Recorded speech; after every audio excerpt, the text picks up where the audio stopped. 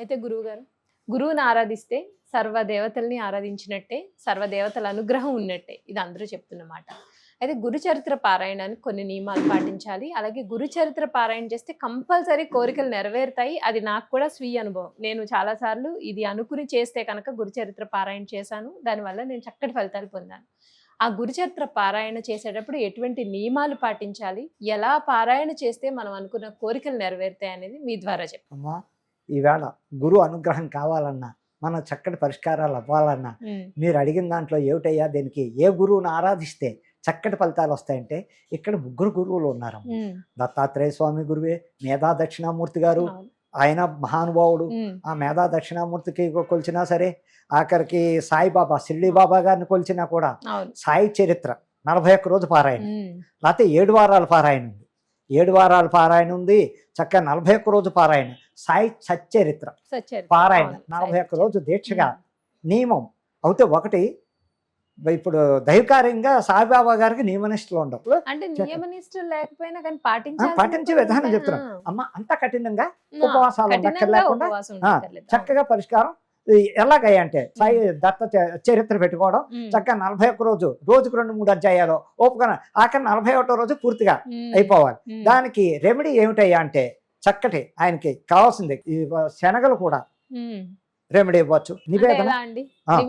నివేదన శనగలు ఉడకబెట్టిన శనగలు పోపేసి చక్కగా నివేదన ఇవ్వడం వల్ల కూడా ఆయనకి చాలా ఇష్టమైంది. అన్నిటికన్నా ఇష్టమైంది చపాతి. ఆయనకి ఇష్టమైంది చపాతి, వంకాయ కర్రీ. వంకాయ అంటే ప్రాణం షిర్డీ బాబా గారికి. అలా ఆయనకి రోజు చపాతీలు చేసి వంకాయ కూర ఉండి ఆయన నివేదన పెట్టి కుటుంబంలో అందరూ సరదాగా కూర చపాతీ తినడం వల్ల కూడా గురుబలం పెరగడానికి ఆస్కారాలు ఉంటాయి. సచ్చరిత్ర పారాయణ చేస్తూ ఉండగా అయిపోయాక 41 రోజులు షిర్డీ దేవాలయానికి వెళ్ళి అక్కడ ఆయన దర్శనం చేసుకుంటే అసలు చాలా, అందులో కాషాయ వస్త్రాలు వేసుకుని చక్కగా ఆ బాబా గారి దగ్గరికి వెడితే తప్పకుండా మోక్షం పొందడానికి, మన గురుబలం పెరగడానికి, గురుడు జాతకంలో వీక్గా ఉన్న వాళ్ళకి ఏ రకమైన ఇబ్బందులు రాకుండా చూడడానికి ఇలా పారాయణ చేసుకుని ఆయన దర్శనం షిర్డీ దర్శనం చేసుకోవడం వల్ల కూడా ఎన్నో మార్గాల్లో ఆయనకి మన బలం. అలాగే దక్షిణామూర్తి, మేధా దక్షిణామూర్తి కూడా చక్కగా 41 రోజు ఆయన కూడా ఉంది. ఆ దక్షిణామూర్తి పారాయణ చరిత్ర చక్కగా చదువుకుంటూ ప్రతిరోజు ఆయనకి శనగల నివేదనిస్తూ, ఆయనకి చాలా ఇష్టం దక్షిణామూర్తి శనగలు అంటే ప్రాణం.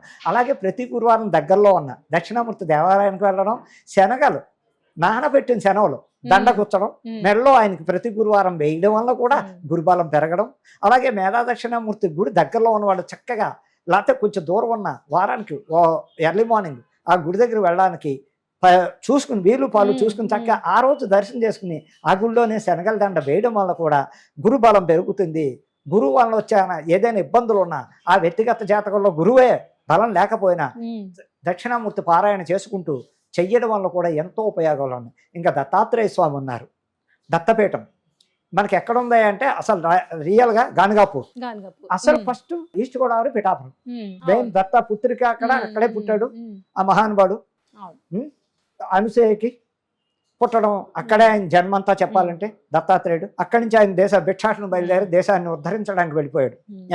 అటువంటి దత్తాత్రేయ చరిత్ర పారాయణ, దత్త పారాయణ, దత్త చరిత్ర అంటారు. అది కూడా 41 రోజు విడవకుండా నిష్ఠాపత్తులతో తడి బట్టలు కట్టుకోవాలి ఇదని లేదు. చక్క కాషాయ పంచి ఉంటే కాషాయ పంచి ఇంట్లో ఆ పూజ టైంలో చక్కగా చేసుకోవడం, అది పక్కన పెట్టేసి మళ్ళీ వృత్తి ప్రకారంగా మన ఏ జాబులో ఉన్నా వ్యాపారం ఉన్నా వెళ్ళిపోవడం. అలాగే ఒక్క వారం గురువారమే దత్తాత్రేయుడి గుడికి వెళ్ళడం, ఆయనకు కూడా శనగలు నివేదన ఇవ్వడం, చక్కగా ప్రదక్షిణాలు చేసుకోవడం, ఆయన్ని మనసావాచ నమ్ముకుని చక్కగా ఈ చరిత్ర చదువుకున్న వాళ్ళు కానీ ఆయన దత్తపారాయణ చేయడం వల్ల కానీ అనేక రకాల ఉపయోగాలు, గురుబలం పెరుగుతుంది, అన్ని ఇబ్బందుల్లోంచి బయటపడడానికి ఆస్కారం తప్పకుండా ఉంటుందని చెప్పడానికి చాలా 100% జరిగి తీరుతుంది.